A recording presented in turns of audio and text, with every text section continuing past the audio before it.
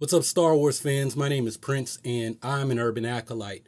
And I want to talk about this topic that came up actually in a story covered by the Young Turks, and it pertains to the idea that social justice warriors have ruined The Last Jedi and Star Wars as a whole. Now, before I really dive into that, I just want to give a shout out to the 50 guys who are already commenting, yes, they ruined the movie, they've ruined Star Wars, without even listening to what I have to say in this video. Hey guys, I just want to say that you should probably hop over to my friend Mike Mahler's website, buy you a pack of the Aggressive Strength Testosterone Booster and his Estrogen Dominance Control products, because I'll just be honest, without even knowing you, I can already tell that if you stand in a room with 50 feminists, you probably have the highest estrogen levels of anyone in the room. You can also get you a Jabba the Hutt bro for your bitch tits. To the 25 people who were offended by what I just said, go do yourself a favor and fuck off. So on this topic of the idea that social justice warriors have ruined Star Wars, my honest opinion is, if that's what you think, then what the hell have you been watching all this time? You obviously haven't been paying attention to Star Wars, and you have some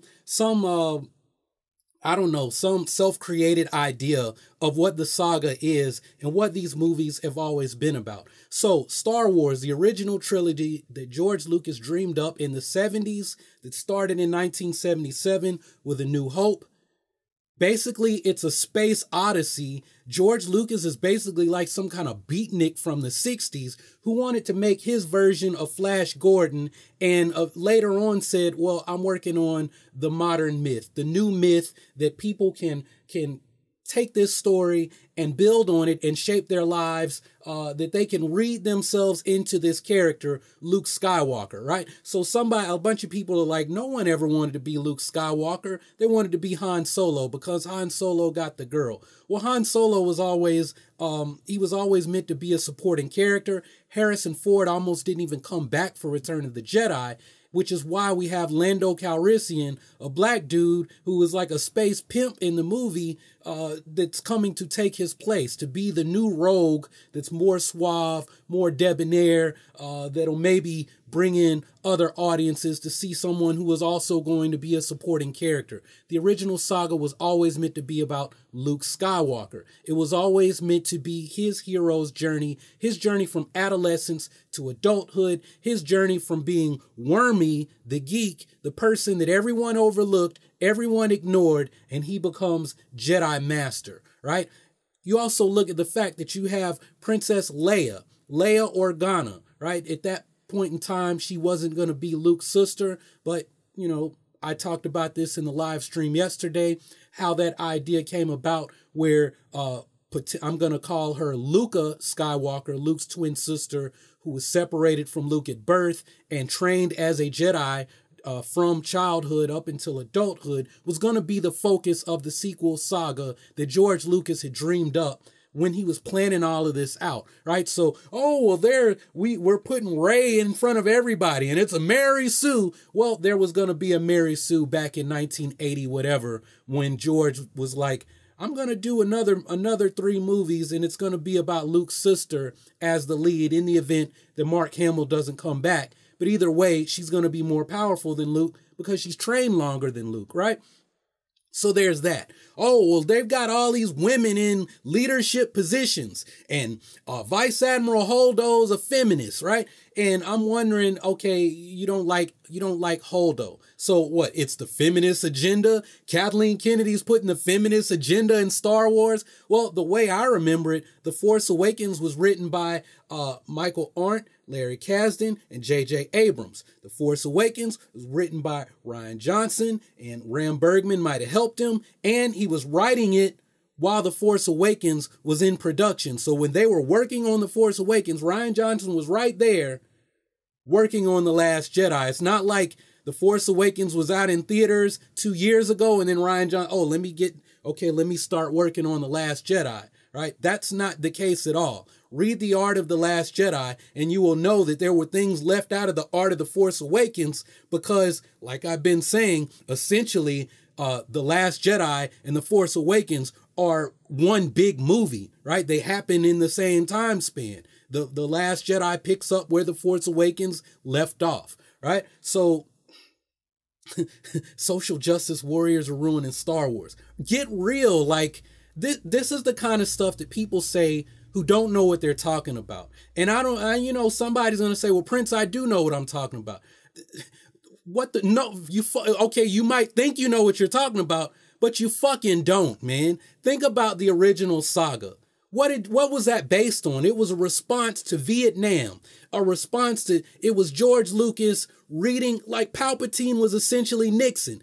George Lucas was afraid that Nixon was going to overthrow democracy and set himself up as literally the tyrant, the emperor of the United States. Here we are, we're in this Cold War with Russia, and we're going to do whatever it takes to stop the spread of communism, right? And, we have Vietnam, and we got these people who are rebels. They're leading a rebellion, right? We saw the same thing with the Korean War. Like, where the fuck were some of you people? Like, my grandfather served in the Korean War. He almost got his fucking ass shot off. And I wouldn't be here right now because they crossed over the parallel into North Korea and they had to evacuate. My grandfather was one of the last people in his camp to evacuate everyone. And when I mean one of the last people, I mean one of the 3 fucking last people, right? And this is what Star Wars is based on, right? Star Wars is based on this McCarthyism, this fear that, at any moment in time there could be a flash and we're engaged in a nuclear war. There was a whole lot of fear. And you have these people, these Jedi who provided hope. But they messed up, and now it's like this new person, he's got to rise up. He feels like, well, this thing is going on and I don't like it, but there's nothing I can do about it. And then it turns out you can do something about it. You're the one. All this time, people have been waiting. The last of the Jedi and Bail Organa, the person who is basically organized a resistance, they're waiting for you to grow up and pick up the lightsaber and become the leader, right? To become the hero, to essentially,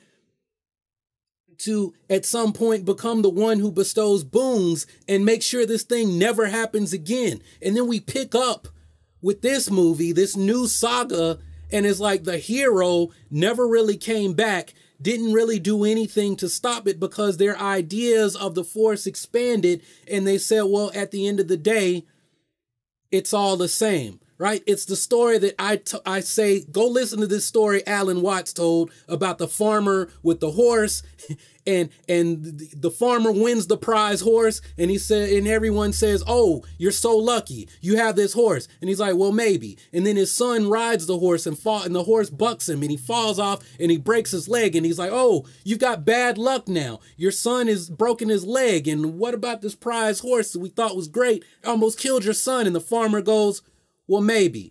And then the emperor decides that we're going to go to war with a warring state, and the generals come to conscript the farmer's son into the army, but the son has a broken leg, and it's, oh, you made it out. Your son is safe. He doesn't have to go to war. And the farmer says, well, maybe, right? And so no matter what happens, this is Luke's idea of the Force. Is this some social justice warrior stuff? No, it's Taoism, right? It's the view of the Tao. It's the view of the universe. And Rian Johnson has taken this idea that George Lucas has put in and put it back into here. The problem is that now you've got a new tyranny spreading across the galaxy. And what do we see? We see child abuse, right? Finn was a child soldier. He was taken away from a family he'll never know. Rose was basically a slave. The First Order came to her planet. I can't remember the name off the top of my head right now. And they said, look, we want everybody here to mine ore for us to fund our construction projects. And you're all going to be slaves now, not even serfs. You're going to be slaves. And her parents sent Rose and Paige away as refugees, and they found the resistance. And they said, we want to burn down the resistance because this thing destroyed our family and made people slaves. And there are wealthy people who are profiting from all of this stuff, playing both sides, becoming rich, while everyone else is being driven into slavery, into poverty, right? But this is social justice warrior stuff ruining Star Wars. We're seeing a corrupt system and the people who have been oppressed, and they're fighting back. But it's social justice warriors ruining Star Wars. No, it's not social justice warriors ruining Star Wars. You're just a fucking dumbass. You want to see your space fantasy that has no ties to reality, no ties to the real world, that people can't read themselves into in their situations, right? It has no connections to anything. You just want, Snoke is Plagueis, and Luke Skywalker's gonna come, and he's gonna do some Galen Merrick Star Killer stuff and rip Star Destroyers out of the sky and cut down the Gorilla Walkers and I don't know, shove his lightsaber up Kylo Ren, Supreme Leader Snoke's ass and all this. Get real, man. The mentor always dies in Star Wars. If you're the mentor, you're gonna die, right? The Star Wars story, in order for us to have more Star Wars, we got to get away from the Skywalker clan, right? And so how do you do that? You get rid of them, right? You bring up new heroes that have no ties to anything and say, look, anyone can be on this hero's journey. You don't have to just be somebody who came from Anakin Skywalker's nutsack to do that. But it's the social justice warriors ruining Star Wars. No, man, it's just a bunch of fucking dumbass people that come up with the most basic excuse because they didn't get what they want. And what have I been saying all along about these dumbass theories that people have been putting out? I say, look, is this something you think that can happen based on clues, or is this something that can happen because you want it to happen? And what happened? It didn't go the way you thought it was going to happen. You didn't get what you wanted to happen. Right? Someone else is controlling this story and you disagree. And now you say, they're not a fan. I'm a fan. If you're a fan, then fucking put your money where your mouth is. It's easy to complain about a problem. It's hard to come up with a solution. Delilah Dawson, the author of Phasma and A Perfect Weapon and some other projects in Star Wars that are coming out in 2018, she always tweets about, if you want to work for Star Wars, if you want to write for Lucasfilm, these are the things you need to do, right? What's the lady? I think it's E.K. Johnson. She wrote the Ahsoka Tano novel. How did she start? Writing fan fiction online. She kept doing that. She improved her skills. And maybe it took 10, 15 years. Now she writes for Star Wars. If you don't like where the story's going, do something about it or shut the fuck up.